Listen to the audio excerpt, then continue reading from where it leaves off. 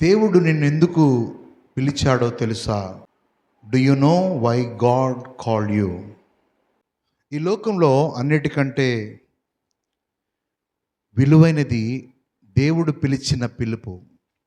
చాలామంది ఈ పిలుపుని అర్థం చేసుకోకుండా దేవునికి దూరంగా బ్రతుకుతూ ఉన్నారు. దేవుని యొక్క పిలుపు చాలా ప్రశస్తమైనది. డబ్బు కంటే ప్రశస్తమైనది, ఉద్యోగం కంటే ప్రశస్తమైనది. మనం వెళ్తున్నటువంటి ప్రతి ప్రయాస కంటే దేవుడు పిలిచిన పిలుపు చాలా ప్రశస్తమైనది. ఒక మనిషికి దేవుడంటే ఎందుకు ఆసక్తి ఉండదంటే, ప్రార్థించటం, భక్తిగా ఉండటం ఇవన్నీ కూడా ఒక మనిషికి ఇష్టం ఉండదు. పాపం చేయకూడదు, జాగ్రత్తగా. బైబిల్ ఏం చెప్తుందంటే, బైబిల్లో ఉన్నటువంటి వాక్యాలు నీలో ఉన్నటువంటి గుణాలని మారుస్తాయి, నీలో ఉన్నటువంటి పాపపు జీవితాన్ని తీసివేస్తాయి. ఇది మతం కాదు, కానీ నీ జీవితాన్ని ఒక మంచి భవిష్యత్తులోకి తీసుకెళ్లే మార్గం. దేవుని యొక్క పిలుపు ఎంత గొప్పదంటే, నువ్వు దేని వెనకాలైతే వెళ్తున్నావో వాటన్నిటికంటే దేవుని పిలుపు చాలా గొప్పది.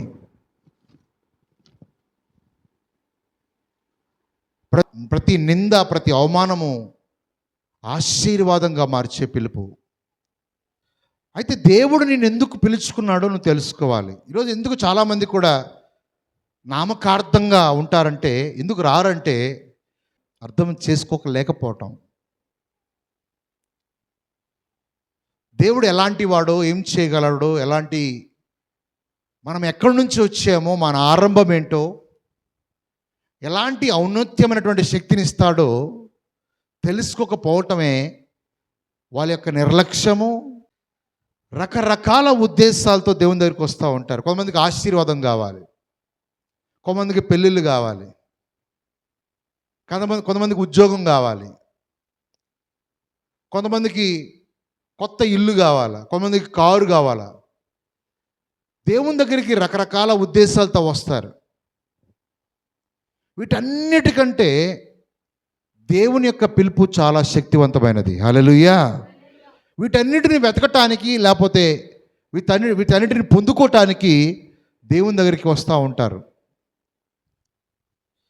దేవుని పిలుపుని నువ్వు గ్రహించగలిగితే వీటన్నిటిని విడిచిపెట్టి మొదట దేవుని వెంబడిస్తావు.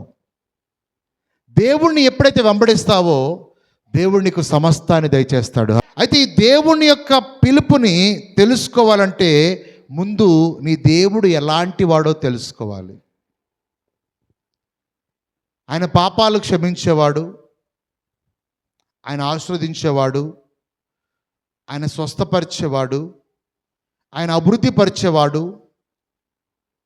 అన్ని విషయాల్లో ఆయన నిన్ను గొప్ప చేయటానికి పిలుచుకున్నాడు అనేది నువ్వు గ్రహించగలగాలి. నీ ప్రయాణము, నీ యాత్ర విశ్వాసంతో కూడేదిగా ఉండాలి.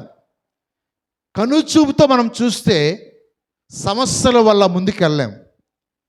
కంటి చూపుతో మనం చూస్తే నిందల వల్ల మనం ముందుకెళ్ళాం. కంటి చూపుతో మనం చూస్తే ఆర్థిక పరిస్థితుల వల్ల ముందుకెళ్ళాం. కానీ విశ్వాసంతో చూస్తే ప్రతి దాంట్లో కూడా ఘనత ఇచ్చే దేవుడు మన దేవుడు. అయితే నీ పిలుపు ఏంటి అనేది నువ్వు తెలుసుకోవాలంటే నీ దేవునితో సహవాసం కలిగి ఉండాలి. పాపాన్ని విసర్జించే వ్యక్తిగా ఉండాలి, చెడుతనాన్ని అసహించుకునే వ్యక్తిగా ఉండాలి, లోకానికి వేరుగా నువ్వు జీవించే వ్యక్తిగా ఉండాలి. లోకాన్ని ప్రేమించే వాళ్ళు దేవుని యొక్క కార్యాలు చూడలేరు. దేవుడు అంటే ఆసక్తి ఉండదు, ప్రార్థన చేయాలని ఆసక్తి ఉండదు, మందిరకు రావాలని ఆసక్తి ఉండదు. దేవుని కార్యాలు వీళ్ళు చూడలేరు. విశ్వాసంతో నడుచుకునే వాళ్ళు దేవుని కార్యాలు చూస్తారు. అందుకే మన దేవుడంట దహించు అగ్ని, రోషము గల దేవుడంట. ద్వితీయోపదేశకాండము 4వ అధ్యాయము 24వ వచనాన్ని చదువుకుందాం.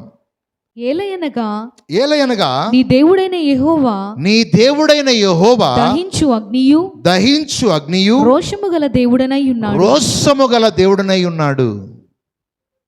హీఈస్ ఎ కన్స్యూమింగ్ ఫైర్. ఆయన దహించు అగ్ని అయి ఉన్నాడు. అంతేకాదు రోషము గల దేవుడు అంట. ఆమేన్, హల్లెలూయా. నువ్వు నిందలు పడతా ఉంటే ఆయన చూస్తూ ఊరుకుండేవాడు కాదు. వాళ్ళ ఎదుట రోషముతో నిన్ను పైకి లేవనెత్తాడు. నీ జీవితంలో కొన్నిసార్లు నీకు అనిపిస్తుంది, ఈ జీవిత ప్రయాణంలో ఆ సమస్యలు చూసి పిల్లలకు ఫీజులు కట్టుకోలేకపోవటం, భర్త మాట వినకపోవటం, ఆర్థిక పరిస్థితుల్లో మారకపోవటం, రెంట్ కట్టుకోలేకపోవటం, లేకపోతే ఈ పరిస్థితులన్నీ చూసినప్పుడు నీకు ఏమనిపిస్తుంది అంటే, ఛా, ఎందుకు ఈ జీవితం, ఎందుకు ఈ ప్రయాణం అనిపిస్తుంది. కానీ నీ దేవుడు రోషము గల దేవుడు కాబట్టి వాటన్నిటిలో నుంచి ఘనతగా మారుస్తాడు. Everything will be changed. But నీ నిరీక్షణ, నీ విశ్వాసాన్ని విడిచిపెట్టకూడదు. నువ్వు విశ్వాసాన్ని విడిచిపెట్టావు అనుకో, చాలామంది కష్టాల్లో దేవుని విడిచిపెట్టేస్తూ ఉంటారు. వాళ్ళకి తెలీదు వాళ్ళ పిలుపు గొప్పదని, ఆ కష్టాల్లో దేవుని పట్టుకొని ఉండాలని. ఎప్పుడు కూడా నీ లైఫ్లో గివప్ ఇవ్వకూడదు. నీ జీవితంలో దేవుని పట్ల నీకుండే విశ్వాసము లేట్ అవ్వచ్చు, కానీ దాన్ని దేవుడు మహిమకరంగా మారుస్తాడు. ఆమేన్. ఆయన వదిలే దేవుడు కాదు. ఆయన అనేక మంది వచ్చి వేస్తే నిందిస్తూ ఉన్నారు, సిలువుకి వెళ్ళే ముందు ఉమ్ము వేస్తూ ఉన్నారు.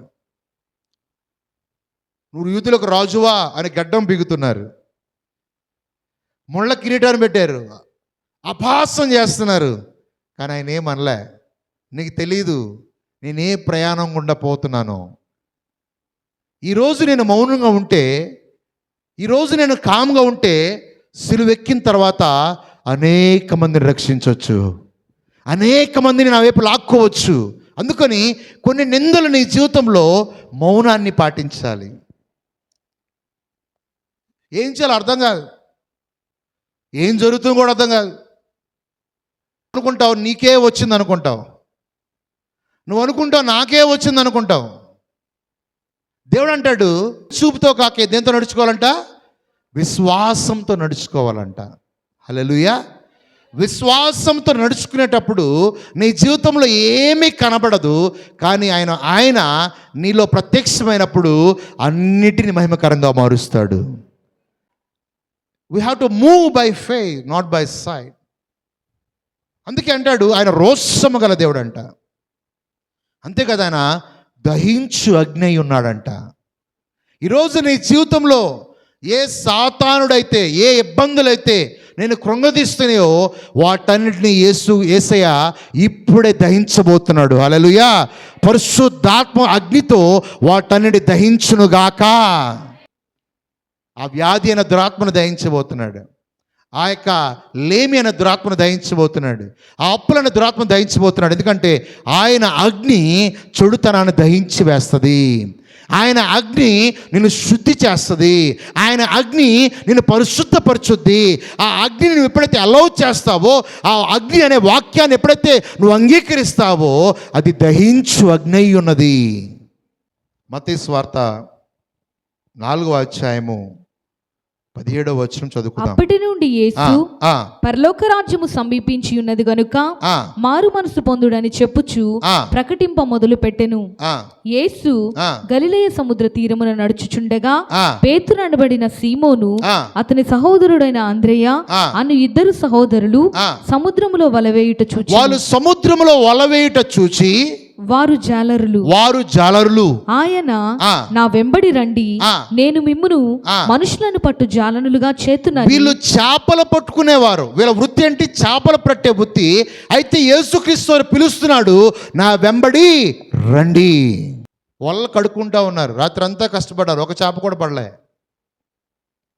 వీళ్ళు చేపలు పట్టుకునే వృత్తి వీళ్ళని, అది సంపాదిస్తేనే వీళ్ళకి తిండి, అది సంపాదించి ఆ చేపల్ని అమ్మితేనే వీళ్ళ కడుపు నింపబడుతుంది, వీళ్ళ కుటుంబం సంతోషంగా ఉంటుంది. కానీ యేసుక్రీస్తు వారు ఈ పేతురు దగ్గరికి వచ్చి అంటున్నాడు, నా వెంబడి రండి. ఎమ్మటినే ప్రశ్న, వీళ్ళకి రావాలా ఏమని? మేము వదిలేసి వస్తే మా పరిస్థితులు ఏంటి? ఇప్పుడు నీ దగ్గరికి వచ్చి మీ ఉద్యోగాన్ని మీ పని విడిచిపెట్టి ఏసాన్ని వెంబడించు అంటే ఏమంటావు నువ్వు? నాకు జీతం ఎంత అని అడుగుతావు నువ్వు? అడుగుతావా? చెప్పాలి గట్టిగా. నాకు జీతం అందిస్తారు పాస్టర్ గారు, మీ వెంబడొస్తా. ఎందుకంటే నెలలు నీకేం కావాలి? నువ్వు పోషించబడాలి, నువ్వు తినాలి, నీ కుటుంబం బతకాలి. ఇవన్నీ కావాలంటే ఎంత కావాలి? డబ్బు కావాలి. అయితే ఈ పేతురు వీళ్ళని నా వెంబడి రండి అన్నాడు. వెంటనే వీళ్ళు ఏం చేశారు? వలలు విడిచిపెట్టి దేవుని పిలుపుకు లోబడి ఆయన వెంబడి వచ్చేస్తా ఉన్నారు. హల్లెలూయా. అంటే వీళ్ళు ఏం గ్రహించారంటే యేసులో ఏదో గొప్ప శక్తిని వీళ్ళు గ్రహించారు. ఆయన అన్నాడు, ఇప్పుడు దాకా మీరు చేపలు పట్టారేమో కానీ ఈ రోజు నుంచి మీరు మనుషులు పట్టు జాలరుగా మారిపోతారు. హల్లెలూయా. మనుషుల్ని ఎలా పట్టాలి మాకు తెలియదు కదా. చేపలు పడతాం అంటే మాకు తెలుసు, వల్ల వేస్తాం, చేపలు దాంట్లోకి వస్తాయి. చేపలు ఎలా పట్టాలో మాకు తెలుసు, చేపలు ఏ టైంలో పడతాయో తెలుసు, చేపలు ఏ సమయంలో వల్లోకి వస్తే తెలుసు, ఎప్పుడు గుడ్లు కాలమో ఎప్పుడు చేపలు పడతాయో అన్నీ తెలిసినటువంటి మేము వీటిని విడిచిపెట్టి రావాలంటే ఇప్పుడు మేము దేవి తిని బ్రతకాలి, ఏం చేయాలా? ప్రియమైన దేవుని బిడ్డలారా, ఒకసారి దేవుడు పిలిచాడు అంటే ఆ పిలుపులో చాలా శక్తి ఉంది. హల్లెలూయా. ఆ పిలుపుకు తగినట్లుగా నువ్వు జీవించగలిగితే నువ్వు వెళ్తున్నటువంటి విశ్వాస ప్రయాణంలో ప్రతి పరిస్థితి కూడా మార్చబడాల్సిందే. ఎందుకంటే అన్నిటికంటే ఆయన పిలుపు గొప్పది. అంత పని డబ్బు కంటే, వెండి కంటే, బంగారము కంటే, ఉద్యోగము కంటే ఆయన నిన్ను పిలిచిన పిలుపు గొప్పది. పాస్టర్ని ఒక్కడే పిలవలే, ప్రవక్తను ఒక్కడనే పిలవలే. ఇప్పుడు మీ అందరూ కూడా పిలువబడిన వారు. హల్లెలూయా. దేవుడు మిమ్మల్ని రక్షించుకున్నాడు, దేవుడు మిమ్మల్ని ఆకర్షించాడు, రక్తం ఇచ్చి కొనుక్కున్నాడు. అంటే మీ అందరూ కూడా దేవుని ద్వారా పిలువబడిన వారు, అంటే దేవునికి చాలా విలువైన వారు. దేవుని పిలుపు యొక్క విలువను తెలుసుకోవాలంటే మొట్టమొదటిగా మారు మనసు పొంది బాప్తిజం తీసుకోవాలి. చాలామంది బాప్తిజం అంటే రేపు తీసుకుందాంలే, ఎల్లుండి తీసుకుందాంలే, అవతల తీసుకుందాం, ఇంకా టైం ఉంది బ్రదర్ నాకు అంటే నువ్వు ఇంకా దేవుని రాజ్యంలోకి ఎంటర్ కాలే. యేసుక్రీస్తుని అంగీకరించావు కానీ దేవుని రాజ్యంలోకి ఎంటర్ అవ్వాలంటే, దేవుని రాజ్యాన్ని నువ్వు స్వీకరించాలి అంటే నీ చెడుతనాన్ని విడిచిపెట్టి, లోకాన్ని విడిచిపెట్టి మారు మనసు పొందుకొని బాప్తిజం తీసుకున్నప్పుడు దేవుని రాజ్యము నీకు ఇస్తాడు, దేవుని రాజ్యంలోకి నువ్వు ప్రవేశిస్తావు. అందుకే అంటాడు, ఒకడు నీటి మూలముగా ఆత్మ మూలముగా జన్మిస్తేనే తప్ప వాడు నా రాజ్యంలోకి రాలేడు. యోహాను సువార్త 3వ అధ్యాయము 5వ వచనాన్ని చదువుకుందాం. యేసు ఇట్లా నేను యేసుక్రీస్తు వారు ఇట్లా అంటున్నారు, ఒకడు నీటి మూలముగాను ఆత్మ మూలముగాను. అంటే అందరూ పని నీటి మూలముగా అనండి. అంటే బాప్తిజం తీసుకోకూడదా? తీసుకోవాలి. బాప్తిజం తీసుకోకుండా నువ్వు ఎన్నిసార్లు మందిరానికి వచ్చినా ఊరక రక్షించబడ్డావు అంతే. కంప్లీట్ రక్షణ బాప్తిజం తర్వాత స్టార్ట్ అవుతుంది. నీకు నీ ఆత్మ రక్షించబడుతుంది అంతే, నీ శరీరం ఇంకా రక్షించబడదు. శరీరం ఏం చేయాలా? నీటిలో మునగాల. అందుకని ఒకడు యేసుక్రీస్తు వారు ఎట్లా నేను ఒకడు నీటి మూలముగాను ఆత్మ మూలముగాను జన్మించితేనే గాని దేవుని రాజ్యములో ప్రవేశింపలేడని. దేవుని రాజ్యంలోకి ప్రవేశింపలేడంట. బాప్తిజం ఉండాలి, నీ నోటితో యేసు ప్రభువు రక్షణ ఒప్పుకోవాలి. హల్లెలూయా. ఈ రెండు జరిగినప్పుడే ఆయన రాజ్యంలోకి నువ్వు ప్రవేశించినట్లు. కొంతమంది ఆయన రాజ్యంలోకి ప్రవేశించి ఏం చేస్తారంటే లోకాన్ని ప్రేమిస్తూ ఉంటారు, పాపాన్ని ప్రేమిస్తూ ఉంటారు, దేవుని సన్నిధికి సరిగా రారు, దేవునితో సరిగా ప్రార్థన చేయరు, దేవునితో సంభాషించరు, వాక్యాన్ని చదవరు, దేవుని గురించి తెలుసుకోరు. వీళ్ళు దేవుళ్ళో ఉన్నారనే భ్రమలో ఉన్నారు, కానీ దేవుళ్ళో లేని వారు వీరందరూ కూడా. ఒక ఉద్యోగంలో ఉన్నావంటే ఉద్యోగంలో ఉన్న వాటిని అన్నింటినీ తెలుసుకుంటావు.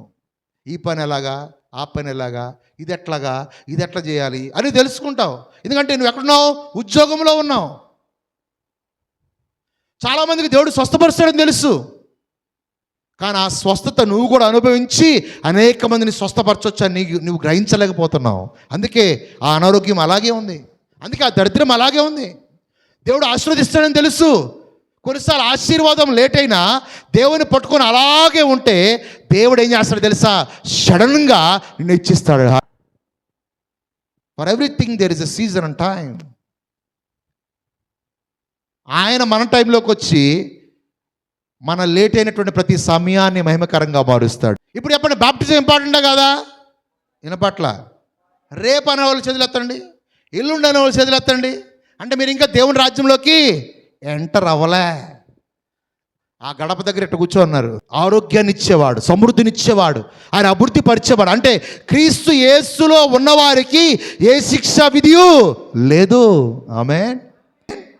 ఏ సమస్య వచ్చినా ఆయన రాజ్యంలోకి ఎంటర్ అయ్యావా ప్రతిదీ కూడా ఘనతగా మార్చబడాల్సిందే. ఆ అప్పులు కట్టుకోలేకపోతున్నావు, లేకపోతే ఆ స్కూల్ ఫీజు కట్టుకోలేకపోతున్నావు, అక్కడ అప్పు తెచ్చి ఇక్కడ అప్పు తెచ్చి ఇలా నీ పరిస్థితి అలా ఉందేమో, దేవుడు దాన్ని ఘనతగా మార్చే కాలం స్టార్ట్ కాబోతుంది. అయితే still you have to stay in your faith. నీ విశ్వాసంలో అలా నిలిచి ఉండాలి. విశ్వాసంలో నిలిచి లేకపోతే దేవుని మహిమ చూడలేం. నీ పరిస్థితి కూడా ఇంకెందుకులే, చావరాదు, ఇంకెందుకులే లేదు. ఆయన వెక్కిరించబట్టకు నరుడు కాదు ఆయన. హల్లెలూయా. అందమండి, నువ్వు వెక్కిరించబట్టకు నరుడు కాదని చెప్పండి. నువ్వు నరుడు కాదు, నువ్వు దైవానివి. ఆమేన్. నువ్వు దేవుని కుమారుడివి. హల్లెలూయా. ప్రతి పరిస్థితి మార్చబడాల్సిందే. చెప్పండి పక్కన వాళ్ళకి, మేలు చేయబోతున్నాడు, ఆశీర్వదించబోతున్నాడు, అభివృద్ధి చేయబోతున్నాడు, గొప్ప చేయబోతున్నాడు, మహిమకరంగా మార్చబోతున్నాడు. నీ ప్రతి పరిస్థితి ఘనత పొందుకోవటానికే. ఎందుకంటే ఆయన పిలిచిన పిలుపు గొప్పది.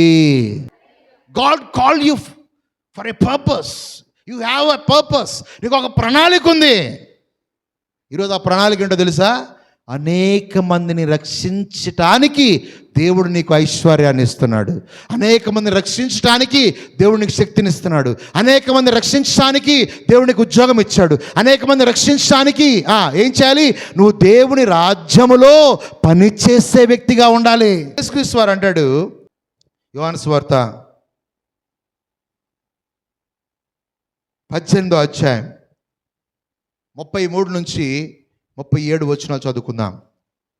పిలాతు తిరిగి అధికార మందిరములో ప్రవేశించి యేసుని పిలిపించి, యూదుల రాజువు నీవేనా అని ఆయన అడుగగా, యేసు, నీ ఎంతట నీవే ఈ మాట అనుచున్నావా, లేక ఇతరులు నీతో నన్ను గురించి చెప్పిరా అని అడిగెను. అందుకు పిలాతు, నేను యూదుడనా ఏమి? నీ స్వజనమును ప్రధాన యాజకులను నిన్ను నాకు అప్పగించిరి గదా, నీవేమి చేసితివని అడుగగా, యేసు, నా రాజ్యము ఈ లోక సంబంధమైనది కాదు. నా రాజ్యము ఈ లోక సంబంధమైనది కాదు. నా రాజ్యము, ఇప్పుడు యేసయ్య రాజ్యము లోక సంబంధమైనది కాదు అంటే యేసయ్య పిలుచుకున్న వాళ్ళు కూడా లోక సంబంధులా, దేవుని సంబంధులా? అంటే మీ రాజ్యము లోక సంబంధమైనదా, దేవుని సంబంధమైనదా? మరి దేవుని కోసం ఎంత పని చేస్తున్నావు నువ్వు? ఆ కష్టాలు చూసుకుంటూ, ఆ బాధలు చూసుకుంటూ, అప్పుల కోసం కష్టపడుతూ, పిల్లలు ఫీజులు కడటానికి ప్రయాసపడుతూ, వాళ్ళ దగ్గర నుంచి అప్పు తెచ్చి, వీళ్ళ దగ్గర నుంచి వడ్డీ తెచ్చి, అంటే లోక రాజ్యం కోసం కష్టపడుతున్నావు, కానీ లోకంలో జ్ఞానం సంపాదించుకొని కష్టపడుతున్నావు, కానీ దేవుని కోసం నువ్వు ఎంత ప్రయాసపడుతున్నావు? నీ పిలుపేంటి? నువ్వు లోక సంబంధివి కాదు అన్నప్పుడు, నువ్వు దేవుని సంబంధివి అన్నప్పుడు, దేవుని కోసము ఎంతమందిని రక్షించావు, ఎంతమంది కోసం ప్రయాసపడుతున్నావు, ఎంతమందికి నీ యొక్క ఐశ్వర్యాన్ని ఇచ్చి పోషిస్తున్నావు? Where is your calling? If God calls you, దేవుడు పిలుచుకున్నప్పుడు దేవుని పిలుపుకి నువ్వు ఎంత లోబడుతున్నావు? నువ్వు ఒక్కదాన్ని రక్షించబడితే చాలా? నీ బిడ్డలు రక్షించబడలేదా? నీ భర్త రక్షించబడాల్సిన అవసరం లేదా? వాళ్ళ కోసం ఎంత ప్రయాసపడుతున్నావు? వాళ్ళ కోసం ఎంత ప్రార్థన చేస్తున్నావు? ఎంతగా దేవుని యొక్క సన్నిధికి తీసుకురావడానికి నీ ప్రయాస ఎంత పడుతున్నావు? ఒకసారి చెప్తే సరిపోదు. దేవుడు ప్రయాసపడుతున్నాడు యేసయ్య. ఆ మహిమను విడిచిపెట్టి ఈ లోక రాజ్యానికి వచ్చి, ఈ లోకానికి వచ్చి ఆయన రాజ్యాన్ని స్థాపించడానికి అందరూ ఉమ్ము వేశారు, అవమానించారు, గుద్దారు, ముళ్ళ కిరీటం పెట్టారు. ఆయన మౌనంగా భరించాడు. ఎందుకో తెలుసా? ఆయన రాజ్యము లోక సంబంధమైనది కాదు. అందుకని నీ ప్రయాస దేనికోసం అని అడగండి. నా ప్రయాస అంతా నా పిల్లల కోసం అయ్యా, నా ప్రయాస అంతా ఇల్లు కట్టుకోవాలి, నా ప్రయాస అంతా కారు కొనుక్కోవాలి, నా ప్రయాస అంతా నా పిల్లలకి మంచి చదువునివ్వాలి. సరే, చదివిస్తా, ఉద్యోగం వస్తుంది గ్యారంటీ ఉందా? సరే, ఉద్యోగం వస్తుంది, నీతో బాగుంటారని గ్యారంటీ ఉందా? నీకు డబ్బులు ఇస్తారని గ్యారంటీ ఉందా? ఏది గ్యారంటీ కాదు. దేవుడు పిలిచిన పిలిపే గ్యారంటీ. హల్లెలూయా. ప్రియమైన బిడ్డలారా, దేవుడు నిన్ను పిలిచిన పిలుపు నువ్వు గ్రహించలేని స్థితిలో ఉన్నావు. ఎందుకంటే నువ్వు లోక సంబంధివి కాదు, నువ్వు పరలోక సంబంధివి. పరలోకాన్ని నీ ద్వారా అనేక మందికి పరిచయం చేయటానికి దేవుడు నిన్ను పిలుచుకున్నాడనే దాన్ని నువ్వు గ్రహించలేకపోతున్నావు. అంటే ఏం చేయలేను? దేవుని స్వార్థని పరిచయం చేయాలి, యేసయ్యని పరిచయం చేయాలి, యేసయ్య గురించి చెప్పాలా, ఆ దేవుని సన్నిధికి తీసుకొని రావాలి. వాళ్ళు దేవుని కోసము ఏం చేయాలి? కొన్ని అవమానాలు పడినా, వాళ్ళ దగ్గర డబ్బులు లేకపోయినా నీ డబ్బులతో కూడా తీసుకురావాలి వాళ్ళని. నువ్వు దేవుని కోసం ఇంత ప్రయాసపడలే, దేవుని కోసం ఒక అడుగు ముందుకు తీసుకోవట్లే, రిస్క్ తీసుకోవట్లే, అంత సుఖంగా ఉండాలి, అన్ని మేలు జరగాలి. దేవుని బిడ్డలు, ఎప్పుడు నేను మాట్లాడుతూ ఉంటా, యోబు ప్రయాణం చాలా గొప్పగా ఉంది. యోబుకి అన్నీ ఇచ్చాడు దేవుడు. డబ్బు ఇచ్చాడు, పిల్లల్ని ఇచ్చాడు, గొర్రెలు ఉన్నాయి, ఒంటెలు ఉన్నాయి, లేదంటూ కూడా యోబుకి లేదు. యోబు అనుకున్నాడు, నా జీవితం సుఖంగా వెళ్ళిపోతుంది, నా జీవితం సంతోషంగా వెళ్ళిపోతుంది. అందుకని దేవుడిని ఎప్పుడు తిట్టట్లా, ఎప్పుడు నిందించట్లే, ఎప్పుడు కూడా ఏం చేయట్లే. సాతానుడు అన్నాడు, ఒక్క పర్మిషన్ చాలు, ఒక్క పర్మిషన్ దేవుడా, ఒక్క పర్మిషన్. నిన్ను ఎంత దూషిస్తాడో చూడు, ఎంత నిందిస్తాడో చూడు, ఒక్క పర్మిషన్ మొత్తం చల్లా చెదర చేస్తా. అప్పుడు అన్నాడు దేవుడు, ఆయన ప్రాణం మాత్రం ముట్టబాక, నువ్వు ఎన్ని చేసినా నేను పిలుచుకున్న యోబు చాలా యథార్థవంతుడు. హల్లెలూయా. నేను పిలుచుకున్న యోబు నన్ను విడిచిపెట్టేవాడు కాదు. ఆ నిందల్లో, ఆ అవమానంలో, ఆ పరిస్థితుల్లో, ఆ లేమిలో అన్ని పోవటం వల్ల యోబు నన్ను విడిచిపెడతాడు అనుకున్నావా? అస్సలు విడిచిపెట్టడు. కావాలంటే పరీక్షను చూసుకో. ఇప్పుడు సాతానికి దేవునికి సవాల్ వచ్చాడు. సాతానుడు పిల్లల్ని చంపేశాడు, ఆస్తిని తీసుకున్నాడు, డబ్బులు లేవు, ఏమీ లేవు, ఒళ్ళంతా కురుపులు వచ్చేసినాయి. అంత కోటీశ్వరుడు ఒక్కసారిగా శూన్యమైపోయాడు, బికారోడ్లాగా మారిపోయాడు. ఆ చెల్ల పెంకులతో ఆ యొక్క పుండ్లు గీక్కునే స్థితికి వెళ్ళిపోయాడు. కుక్క వచ్చి నాకుతా ఉంది, భార్య విడిచిపెట్టేసింది, అయినా దేవుణ్ణి విడిచిపెట్టలే. ఎందుకు దేవుడు విడిచిపెట్టలేదు తెలుసా? ఈరోజు అవమానం ఉందేమో, కానీ నా దేవుడు రేపు ఘనతగా మారుస్తాడు. హల్లెలూయా. ఈరోజు నువ్వు ఏ పరిస్థితి గుండా వెళ్తున్నావో, ఏ సిచ్యువేషన్గా వెళ్తున్నావో, అనేక మందికి సమాధానం చెప్పలేని స్థితిలో నువ్వు ఉన్నాయేమో, కానీ నీ దేవుడు అలాగా ఉంచేవాడు కాదు. నీ దేవుడు నీ పరిస్థితిని మార్చి ఎక్కిరించిన వారి దగ్గర నోరు మూసుకునేటట్టు చేస్తాడు. హల్లెలూయా. అంటున్నాడు, అయ్యో నేను భరించలేకపోతున్నా, నా వల్ల కావట్లే, కానీ విశ్వాసాన్ని విడిచిపెట్టల యోబు. ప్రియమైన బిడ్డలారా, నువ్వు ఏ ప్రయాణం గుండా వెళ్తున్నావో, ప్రతి ప్రయాణము దేవుడు నిన్ను ఘనతగా మార్చి నీ పిలుపుని గుర్తుపెట్టుకో. దేవుడు పిలిచిన పిలుపు గొప్పదని గుర్తుపెట్టుకో. నీ ప్రతి స్థితి ఘనతగా మార్చబోతున్నాడు. హల్లెలూయా, హల్లెలూయా, హల్లెలూయా. అలా అని చెప్పి దేవుడు విడిచిపెట్టలే. ఎంత కోల్పోయాడో. భార్య అనింది, ఏయ్ హలో యోబా, ఓరి నా యోబా, చెల్ల పెంకులతో గీక్కున్నావురా, కుక్క వచ్చి నాకుతుందిరా, పురుగులు వచ్చినాయి, ఈగలు వచ్చినాయి, ఆ పుళ్ళంతా గబ్బే చీంకాడుతుంది, నేను నీ దగ్గరికి రాలేకపోతున్నా, నీ భార్యనైనా కూడా. యోబా, ఒక్కసారి దూషించయ్యా, కురాలు మాట్లాడినట్టు మాట్లాడకు. ఏమన్నాడండి? సాతానుడు ఆఖరికి భార్యలో నుంచి కూడా శోధించింది. ఎన్ని శోధనలున్నా నువ్వు సహిస్తున్నావా? అయితే పరలోక రాజ్యములో నీకు ఘనత వస్తుంది. హల్లెలూయా. పైకి వెళ్తే కాదు పరలోక రాజ్యం అంటే, ఆల్రెడీ రక్షించబడ్డావంటే నువ్వు పరలోక రాజ్యంలో ఉన్నావు. Hallelujah. You are already entered into the kingdom of God. God wants to glorify your name. నీ నామాన్ని గణపరచబోతున్నాడు. అబ్రాహాము నామాన్ని గణపరిచిన వాడు, యాకోబు నామాన్ని గణపరిచిన వాడు, ఇస్సాకు నామాన్ని గణపరిచిన వాడు, ఆయన సన్నిధిలో ఎన్ని వచ్చినా ఆయన విడిచిపెట్టకుండా, దేవుని సన్నిధికి మానకుండా, దేవుణ్ణి ప్రేమిస్తూ నువ్వు వస్తున్నావే, ఆ పాటలు పాడుతున్నావే, ఆ స్తుతిస్తున్నావే, ఆ ప్రార్థన చేస్తున్నావే, రెడీగా ఉండు.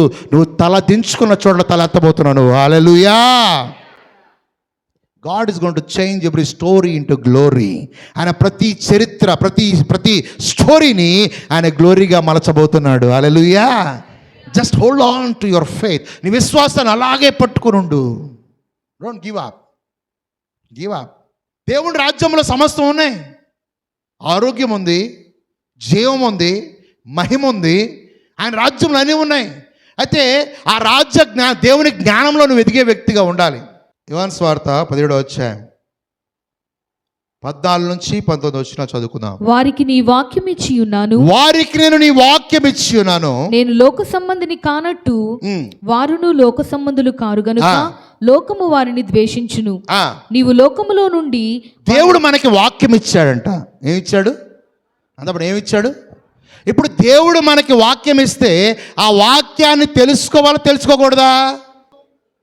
దేవుని గురించి తెలుసుకుంటావు, అవునా? అయితే ఆ వాక్యాన్ని పఠించే వాళ్ళు ఎంతమంది ఉన్నారు అంటే తెలుసుకున్నావా? వాక్యాన్ని వింటున్నావా? ఆదివారం వచ్చి వెళ్ళిపోతే సరిపోతుందా? చెప్పాలి. వచ్చి వెళ్ళిపోతే సరిపోద్దా? సంవత్సరాలు ఎందుకు చదువుతారు ఇంజనీరింగ్? డాక్టర్ ఎందుకు 5 సంవత్సరాలు చదువుతారు? 1 సంవత్సరం చదవచ్చుగా?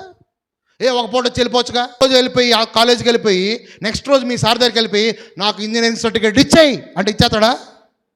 చెప్పండి, ఇచ్చేస్తాడా? లోక జ్ఞానాన్ని నేర్చుకోవడానికి అన్ని తరగతులు కావాలి. లోక జ్ఞానాన్ని నేర్చుకోవడానికి అన్ని గంటలు స్పెండ్ చేయాలి. లోక జ్ఞానాన్ని నేర్చుకోవడానికి నువ్వు ప్రయాసపడి ఆ కాలేజీకి బ్యాగ్ మోసుకుంటా పోయి, ఆ సాకరా మూట్లాగా మోసుకుంటా పోయి, అది దాని ముందేసి 2 పుస్తకాలు రాసి మిగతా పుస్తకాలన్నీ కూడా అలాగే పెట్టుకొని మళ్ళీ మోసుకుంటా వచ్చి లోక జ్ఞానాన్ని నేర్చుకోవడానికి అంత ప్రయాసపడుతున్నావే. ఈ చిన్న బైబిల్ ఉన్న జ్ఞానం నేర్చుకోవడానికి నువ్వు ఎందుకు ప్రయాస పడట్లేదు అంటే నీ దేవుడు అంటే నీకేం లేదు, ఆశ లేదు. అందుకే యేసయ్య అంటాడు, నేను వారికి నా వాక్యం ఇచ్చి ఉన్నా. ఏమిచ్చాను? ఈ వాక్యం ఏం చేస్తుంది? ఈ వాక్యము నీలో చెడుతనాన్ని తీసివేస్తుంది. ఈ వాక్యం ఎప్పుడైతే వింటావో, అందుకే వాక్యాన్ని విన్నెవడో ఈ వాక్యము నిన్ను శుద్ధీకరిస్తుంది. కాబట్టి ఈ వాక్యము సాతాను యొక్క క్రియల్ని నాశనం చేస్తుంది. అందుకే వాక్యముకున్న బలం ఎలాంటి తెలుసా? మూలుగులోకి వెళ్తుందంట, ఎముకల్లోకి వెళ్తుందంట, నీ ఆలోచనలు కూడా మార్పు చేస్తుందంట. ఆ వాక్యముకున్న బలము నీ ఆలోచనల్ని పరిశోధిస్తుందంట. టీవీ చూసేటప్పుడు నీకు నిద్ర రాదు, ఫ్రెండ్స్తో మాట్లాడేటప్పుడు నీకు నిద్ర రాదు, కానీ వాక్యం వినేటప్పుడు మాత్రం కమ్మగా నిద్ర వస్తుంది. ఈ వాక్యము నీకు బలాన్ని ఇస్తుంది. హల్లెలూయా. అందుకని దేవుడు నీకు వాక్యాన్ని ఇచ్చాడు. ఈ వాక్యంలో జవాబులు ఉన్నాయి, ఈ వాక్యంలో స్వస్థుంది, ఈ వాక్యంలో అద్భుతాలు ఉన్నాయి, ఈ వాక్యంలో మేలుంది, ఈ వాక్యంలో ప్రోత్సాహాలు ఉన్నాయి. ఈ వాక్యమును చదివిస్తే, పఠిస్తే అబ్బబ్బబ్బబ్బబ్బా నీ చరిత్రను మార్చుకోవచ్చు. హల్లెలూయా. శరీరానికి ఎంత కావాలో పేక లోతుని పెడుతున్నావు. నువ్వు తినే ఆహారం కంటే వాక్యం అనే ఆహారం తినకుండా సాతాను ఏం చేస్తున్నాడు? రేపు చదువుకుందాంలే. ఎప్పుడు? రేపు విశ్వాసం ఎదగాలంటే ఒక పూట సెలవు పెట్టుకుని ఇంట్లో కూర్చొని బైబిల్ చదువు, దేవుడితో గడుపు, నీ విశ్వాసం పెరుగుద్ది. హల్లెలూయా. అందుకని ఆమేన్. యేసుక్రీస్తు వారు అన్నాడు, నేను వారికి నా వాక్యం ఇచ్చాను. ఎందుకు ఇచ్చాడు తెలుసా? మీరు లోక సంబంధులు గారు కాదు కాబట్టి. హల్లెలూయా. పరలోక సంబంధులకి వాక్యం ఇచ్చాడు, పరలోకాన్ని చూపించడానికి. పరలోక సంబంధులకి వాక్యం ఇచ్చాడు, ఆ వ్యాధిని స్వస్థగా మార్చుకోవడానికి. పరలోక సంబంధులకి వాక్యం ఇచ్చాడు, ఆ రోగాన్ని, ఆ దరిద్రతని సంతోషంగా, ఆశీర్వాదంగా మార్చడానికి. He gave his word, not to nullify the word. ఆమె వారికి నా వాక్యం ఇచ్చి ఉన్నాను. నేను లోక సంబంధిని కానట్టు, నేను లోక సంబంధిని కానట్టు వారును లోక సంబంధులు కారు గనుక, వారును లోక సంబంధులు కారు. Hallelujah. They are not of this world. నీకెందుకు వాక్యం ఇచ్చాడంటే ఆ వాక్యం ద్వారా పరలోకాన్ని అనుభవించి పరలోకాన్ని చూపిస్తావని. ఆరోగ్యాన్ని చూపించాలా, సమృద్ధిని చూపించాలా, ఐశ్వర్యాన్ని చూపించాలా, నేను నీ నీతిని చూపించాలా, పరిశుద్ధతను చూపించాలా. అందుకే ఆయన వాక్యం ఇచ్చాడు. ఎందుకు తెలుసా? నీ దేవుడు లోక సంబంధి కానట్టు మీరు కూడా లోక సంబంధులు కారు. ఇప్పుడు మీరు లోక సంబంధులు కారు అంటే మరి ఎవరి సంబంధులు? వినపట్ల. మరి దేవుని సంబంధులు అయితే మీ దేవుడి గురించి ఎంతమందికి చెప్తున్నారు? ఎంతమందిని తీసుకొస్తున్నారు? ఎంతమందిని రక్షిస్తున్నావు? ఎంతమందికి స్వార్థ చెప్తున్నావు? అబ్బే నేను ఒక్కడనే బైబిల్ పట్టుకుంటా, నేను ఒక్కదాన్నే చర్చికి వచ్చేస్తా, మౌనంగా కూర్చుంటా, హల్లెలూయా, ప్రైజ్ ది లార్డ్, ఆమేన్, వెళ్ళిపోతా. అంతే పాస్టర్ గారు. పక్కనొడుకు కూడా వినపడదు నా ప్రార్థన. అప్పుడు ప్రార్థన కొంతమంది చేస్తారు మౌనంగా. మౌనమే అంగీకారం. కళ్ళు మూసుకొని ఏం చేస్తున్నారా? ప్రార్థన చేస్తాడా? ఏం ప్రార్థన చేస్తున్నాడు? మౌనంగా, లోపల లోపల. వినపడుతుందా? విశ్వాసం అనేది నోటితో పలకాలి. హల్లెలూయా. విశ్వాస సహితమైన ప్రార్థన రోగిని స్వస్థపరచుద్ది. అంటే ప్రార్థన లోపల చేయాలా, బయట చేయాలా? చెప్పాలి గట్టిగా. అందుకే బైబిల్ అంటాడు, విశ్వసించి తిని గనుక మాటలాడి తిని. నువ్వు దేవుని నమ్ముతున్నావు అంటే, విశ్వసిస్తున్నావు అంటే నువ్వు లొడ మాట్లాడాలా. వ్యాధిని చెప్పమని చెప్పలా, విశ్వాసం ఉంచితే వ్యాధిని గెంటేమని చెప్పాడు దేవుడు. హల్లెలూయా. అపవాదిని పంపించమన్నాడా, ఉంచమన్నాడా? ఈ కాళ్ళే పోదు పాస్టర్, నీకేం తెలుసు నా బాధ, ఈ నడులే బోధ. అయితే పరమ డాక్టర్ చెప్తున్నాడు యేసయ్య. ఏం చెప్తున్నాడు తెలుసా? రెండవసారి నేను మీకు ఒక వాక్యం చూపిస్తా. మత్తయి సువార్త 12వ అధ్యాయం 28వ వచనం.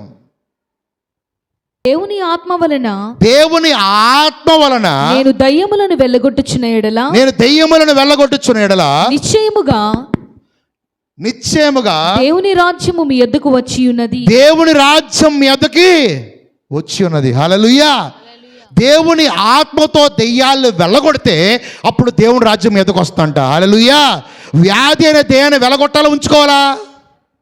దేవుడు నీ జీవితంలో అద్భుతాలు చేయాలనుకున్నాడు. అయితే ఆ వాక్యమందు నిలిచి ఉన్నప్పుడు దేవుని మహిమ చూస్తావు.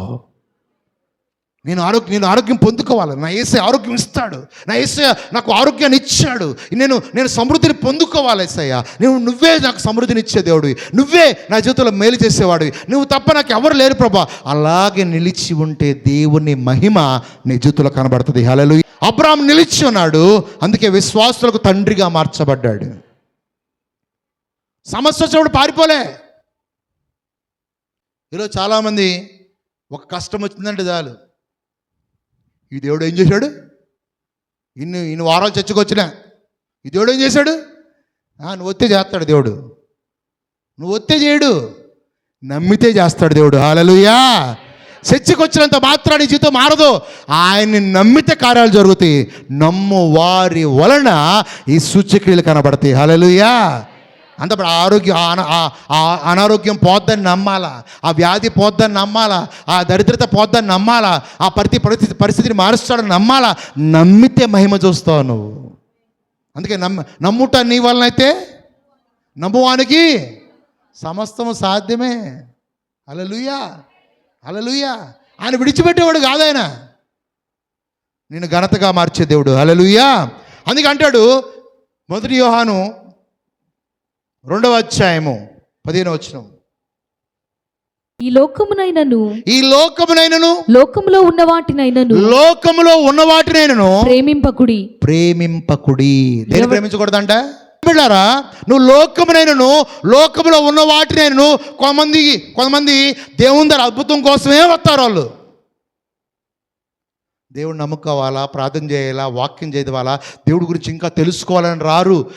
పెళ్ళి జరగటానికి వస్తారు, ఆ ఉద్యోగం కోసమే వస్తావు, ఆ బ్లెస్సింగ్ కోసమే వస్తావు. ఆ బ్లెస్సింగ్ కంటే, ఆ ఉద్యోగం కంటే, ఆ డబ్బు కంటే నీ దేవుడు చాలా గొప్పవాడు. కొంచెంలో దేవుని దగ్గర నమ్మకంగా ఉంటే అప్పుడు పెద్దవాటిని దేవుడు ఇస్తాడు. హల్లెలూయా. దేవుని సన్నిధి కూడా ఈరోజే ముఖ్యమైనదని అతకాల దేవుడిని. హల్లెలూయా. రేపు ఎల్లుండి అనకూడదు. నువ్వు ఈరోజే నాకు మా రక్షణ దినం, ఈరోజే నాకు నా దినం, అంతే. అలా వెతికిన వానికి దేవుని కార్యం కనబడుతుంది. దేవుడు నీ పట్ల కృప చూపిస్తున్నాడు. ఆయన రాజ్యము నువ్వు ఇప్పుడైనా తెలుసుకొని స్థాపిస్తావని, ఆయన వెతుకుతావని, నీ బిడ్డల్ని, నీ కుటుంబాన్ని కాపాడుతున్నాడు అంటే దేవుని ప్రణాళికలో నువ్వు ఉన్నావు. హల్లెలూయా. దేవుని పిలుపులో నువ్వు ఉన్నావు. ఆ పిలుపుని గ్రహించగలిగితే దేవుడు నీ ప్రతి పరిస్థితిని మార్చేస్తాడు. హల్లెలూయా. హల్లెలూయా. ఈ వాక్యము నీకు ఇచ్చాడు ఎందుకో తెలుసా? ఈ వాక్యముతో శుద్ధి చేసుకుంటావని, ఈ వాక్యముతో నీ ప్రవర్తన మార్చుకుంటావని, ఈ వాక్యముతో ఆయన గురించి తెలుసుకొని ఆయన శక్తిని అనుభవిస్తావని. అందుకే అంటాడు, నా వాక్యము బండలను బద్దలు కొట్టే సుత్తి వంటిది కాదా, నా వాక్యము అగ్ని వంటిది కాదా అని ఇర్మియా భక్తుడు మాట్లాడతాడు. ఆ వాక్యాన్ని ఎప్పుడైతే తీసుకుంటావో, ఆ వాక్యాన్ని ఎప్పుడైతే నమ్ముతావో, నీలో ఉన్న చెడుతనాన్ని తీసివేస్తుంది, వ్యాధిని తీసివేస్తుంది, పాపాన్ని తీసివేస్తుంది. ఈ వాక్యముకు అంత బలం ఉంది. ఈ వాక్యం నేను ఆస్వాదించగలదు, ఈ వాక్యం నేను అభివృద్ధి చేయగలదు, ఈ వాక్యము నీ ఆత్మను వెలిగిస్తుంది. హల్లెలూయా. అంతేకాదు ఈ వాక్యము నీలో ఉన్న చీకటిని తీసివేస్తుంది. హల్లెలూయా. చూడండి ఒకసారి ఇర్మియా గ్రంథము 20వ అధ్యాయము 9వ వచనం చదువుకుందాం. ఆయన పేరు నేనెత్తను, ఆయన పేరు నేను ఎత్తను, ఆయన నామమును బట్టి ప్రకటింపను, ఆయన నామం బట్టి నేను ప్రకటించను అని నేను అనుకుంటున్నా, అది నా హృదయములో, ఆయన వాక్యం నా హృదయములో అగ్ని వలె మండుచు ఎముకలలోనే మూయబడి ఉన్నట్టున్నది. ఇర్మియా భక్తుడు అంటున్నాడు, నేను సువార్త చెప్పను పో, నేను చెప్పా, నేనే దొరికానా, వాళ్ళు లేరా, నేను సువార్త చేయను, నేను ఇతరుల గురించి చేసే గురించి చెప్పను. కానీ అతని లోపల ఏముంది? వాక్యం ఉంది. ఆ వాక్యం ఏం చేస్తుంది? నేను చెప్పను అనుకుంటున్నా, నా దేవుడి గురించి నేను చెప్పను అనుకుంటున్నా, అలాగే ఇంట్లో కూర్చుంటున్నా, కానీ నా హృదయాన్ని మండిస్తుంది వాక్యము. హల్లెలూయా. నేను చెప్పటానికి వేగిరపడతావు. ఎందుకు తెలుసా? నాలో అంత మండుతా ఉంది. పిలుపులో గొప్పవారమే, కానీ శరీరగా బలహీనమే, కానీ రోజు బలాన్ని ఇచ్చే దేవుడు మనతో ఉన్నాడు. ఆయన వాక్యం అంట, ప్రేమ దేవుని బిడ్డలారా, ఆయన హృదయంలో మండుస్తుందంట. దేవుని గురించి చెప్పలేకుండా ఆగలేకపోతున్నాడంట. ఈరోజు నీలో మండట్లేదు కాబట్టి నువ్వు ఆగుతున్నావు, ఇతరులకు చెప్పట్లే, ఇతరులను తీసుకురావట్లే. అందపండి, దేవుడి చిత్తం ఏంటి? అందపండి, దేవుడికి కాదు, మీ పక్కన చెప్పండి, దేవుడి చిత్తం ఏంటి? ప్రార్థన కొత్తలా, ఆరాధిత్తలా, ఉపవాసం చేస్తలా, ఇంట్లో ప్రార్థన చేస్తలా, ఇంకేం చేయాలా? సువార్త కూడా చేయాలా, ఇంకేం చేయాలా? ఇచ్చేవాడుగా ఉండాలా. ఇప్పుడు ఈ రాజ్యం స్ప్రెడ్ అవ్వాలంటే ఎవరి చేతిలో ఉంది? పాస్టర్ చేతిలో ఉందా? మీ చేతిలో ఉంది. మీరేం చేయాలా? ఈ రాజ్య వ్యాప్తి కోసం విత్తినప్పుడు మనం ఎక్స్పాండ్ అవుతాం. హల్లెలూయా. డబ్బులు ఊరకే రావు.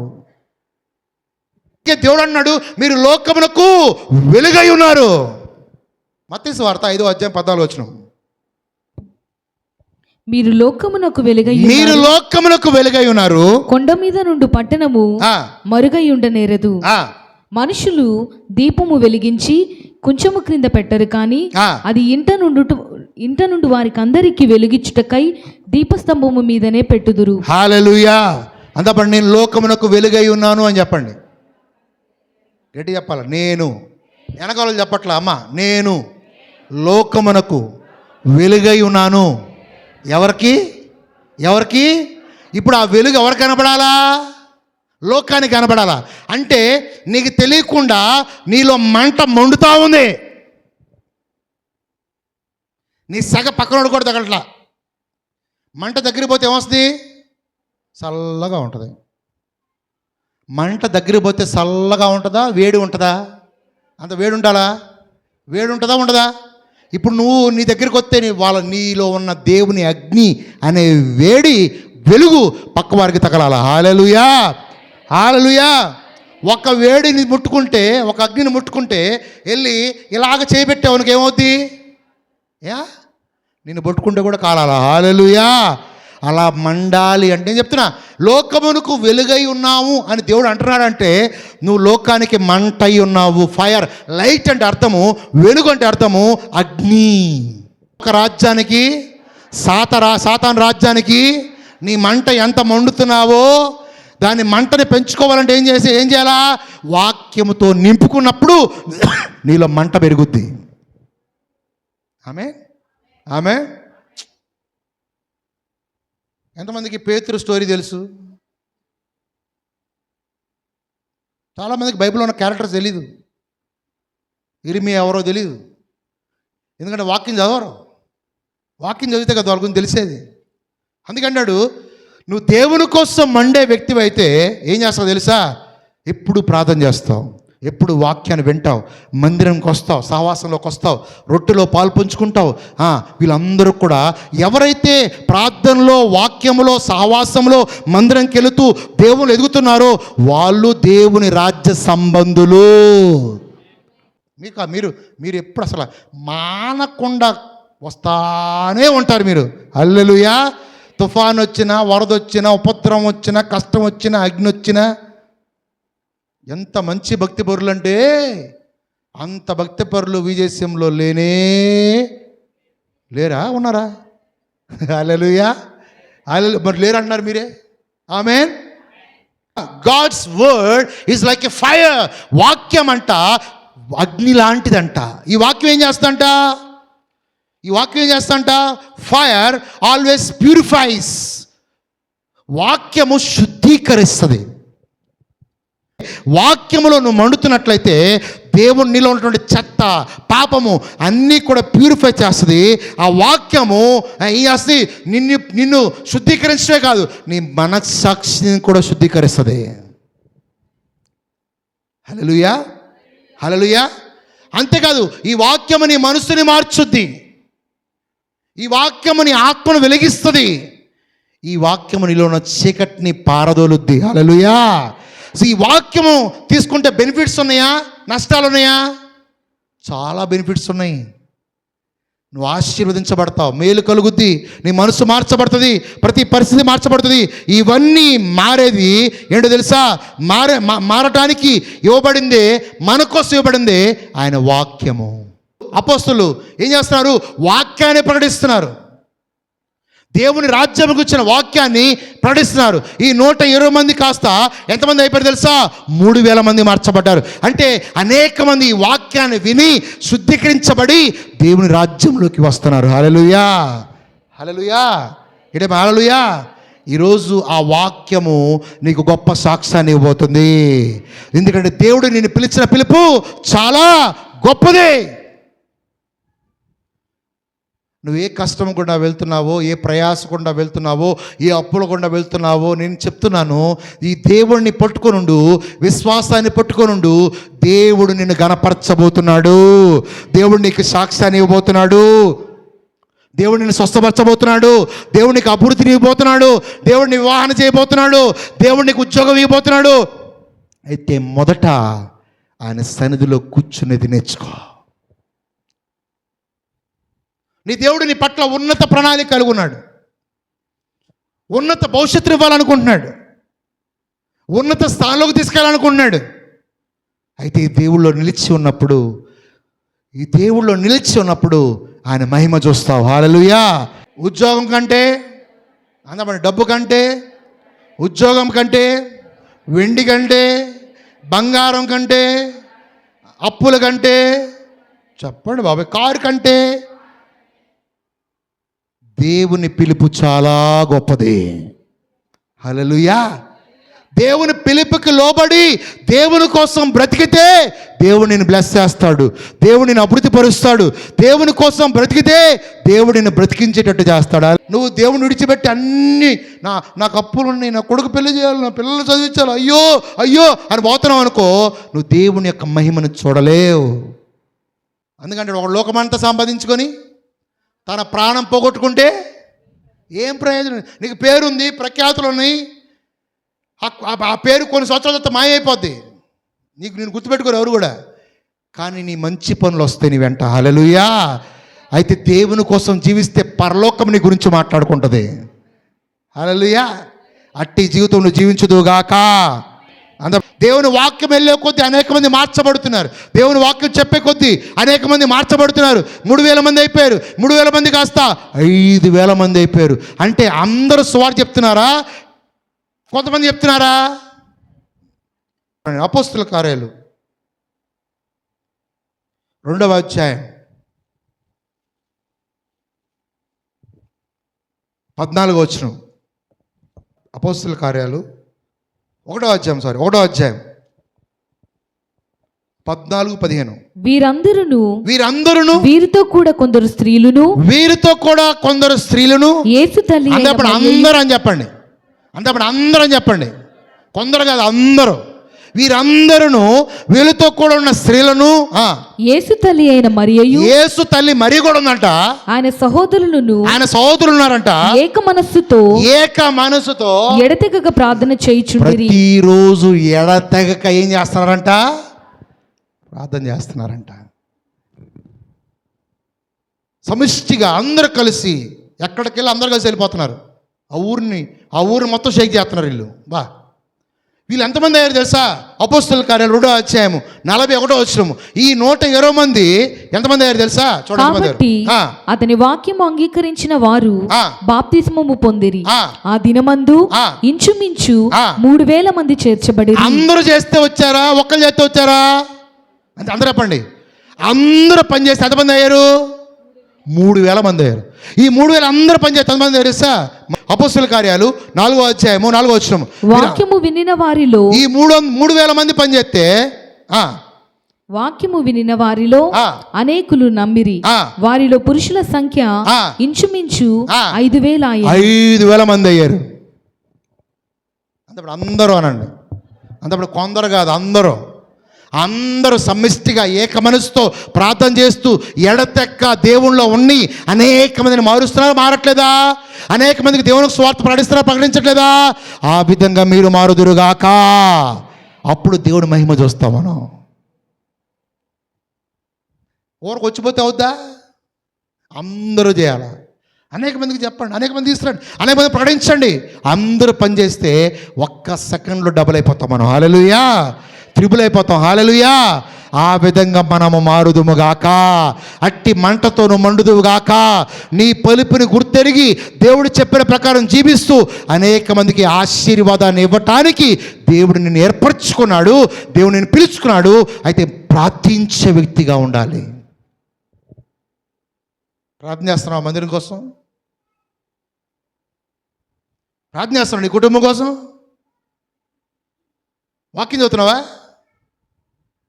దేవుడు నీకు వాక్యం ఇచ్చి ఉన్నాడు. హల్లెలూయా. ఎందుకంటే ఆయన వాక్యమే సత్యము. ఏంటిది? వాక్యమే సత్యము. ఆ సత్యమునందు ఏం చేసుకోవాలా? ప్రతిష్ఠ చేసుకోవాలా నువ్వు. ఈ వాక్యము నీ జీవితంలో తినే ఆహారంలాగా మారిపోవాలి. రోజు చదవాలా? ప్రభా వాక్యం ఒకవేళ నీకు చదువు రాకపోతే వాక్యం విను.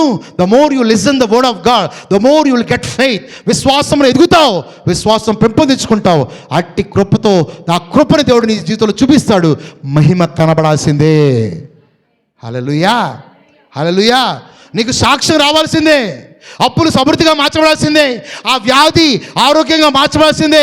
అంత గొప్ప శక్తి వాక్యంలో ఉంది. దేవునితో సహవాసం కలిగి ఉంటే అంత గొప్ప కార్యాలు చూస్తావు. అట్టి కార్యాలు నీ జీవితంలో కనబడును గాక. ఆమేన్. అంతపటి దేవుని మహిమ నేను చూడబోతున్నా, దేవుని శక్తి నేను చూడబోతున్నా. ఈరోజు ఏ వ్యాధితో ఉన్నావు, ఏ బాధతో ఉన్నావు, ఏ లేమితో ఉన్నావు, ఏ అప్పులతో ఉన్నావు, ప్రతిదీ కూడా విశ్వాసంలో అలాగే పట్టుకొనుండు. దేవుడు నీ జీవితంలో గొప్ప కార్యాలు చేయబోతున్నాడు. హల్లెలూయా. నీ భర్తను మార్చబోతున్నాడు, నీ పిల్లలు మార్చబోతున్నాడు, నీ పరిస్థితులు మార్చబోతున్నాడు, ఆరోగ్యం ఇవ్వబోతున్నాడు, నీకు వివాహం జరిగించబోతున్నాడు, నీ గర్భాన్ని తెరవబోతున్నాడు, ఆ థైరాయిడ్ నార్మల్ రాబోతుంది, ఆ బీపీ నార్మల్ రాబోతుంది, ఆ కాళ్ళ నొప్పిని కొత్త కాలుగా మార్చబోతున్నాడు. ఇన్ని అద్భుతాలు ఆయన రాజ్యంలో ఉన్నాయి. కాబట్టి అవన్నీ నువ్వు పొందుకున్న దాకా విశ్వాసాన్ని అలాగే గట్టిపట్టుకో.